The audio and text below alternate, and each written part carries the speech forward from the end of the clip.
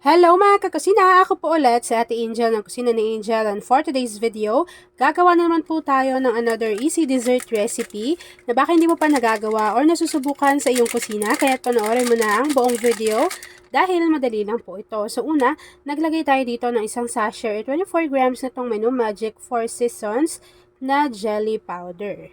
After nun, tunawin lang po natin ito sa 3 cups of water. Siguraduhin po natin na hindi pa nakabukas yung apoy sa ating kalan para po maiwasan yung pagkabuo-buo ng ating jelly powder sa bottom ng ating pan.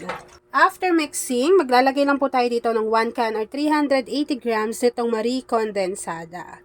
Siguraduhin po natin na hindi pa rin nakabukas yung apoy sa ating kalan. After adding ng ating condensed milk, maglagay na rin po tayo dito ng 1 can or 380 grams nitong evaporated milk.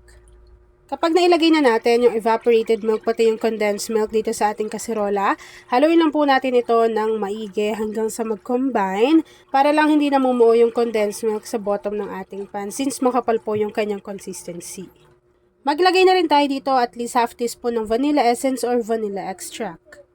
Tapos po, haluin lang natin ito ng maigi bago. Pwede na po nating buksan yung ating apoy sa ating kalan over medium to low heat, and then hihintayin lang po natin na kumulo yung ating mixture. Maglalagay po tayo dyan itong nabili ko na soft dried strawberries. So ito po, 500 grams na yan, pero dalawa na yung binili ko eh. Ilalagay ko rin dyan kung saan ko ito nabili. Bago, hiniwa ko lang po yan ng ganito kaliliit. Tapos isasama natin yan dito sa ating mixture. Kapag nailagay na natin dyan yung ating soft-dried strawberries, haluin lang po natin ito ng maigi. Hintayin na natin yung kumulo, and then after po nun, ready na tayo sa pag-assemble ng ating dessert recipe. So habang hinahalo ko yan mga kakusina at hinihintay po na kumulo, please don't forget to like and follow yung ating Facebook page, Kusina ni Angel. Kung meron kang Instagram, paki-follow na rin ako doon, Kusina ni Angel. At kung gusto mong matuto pa ng iba pang mga recipes o kaya naman gusto mong mag-share ng mga niluluto mo everyday, pwede kang sumali sa ating Facebook group. Andyan lang po yan sa ating Facebook page. Sa pag-assemble ng ating recipe, meron tayo dito ang take 750 ml na microwavable tub, and then kakailanganin natin dito ng graham crackers. Bale, kung paano ko po i-assemble yung ating recipe, ganun lang din yung gagawin ninyo sa iba pa nating microwavable tub. So una po, naglagay tayo dyan ng 2 piraso ng graham crackers. Maglagay lang tayo ng konting mixture. Tapos, maglagay ulit tayo ng graham crackers. Nasa sa inyo pala kung gusto nyo maglagay pa ng cheese. At kung gusto nyo pang maghiwa ng soft-dried na strawberries. Tapos po, ilagay ulit natin itong ating cream.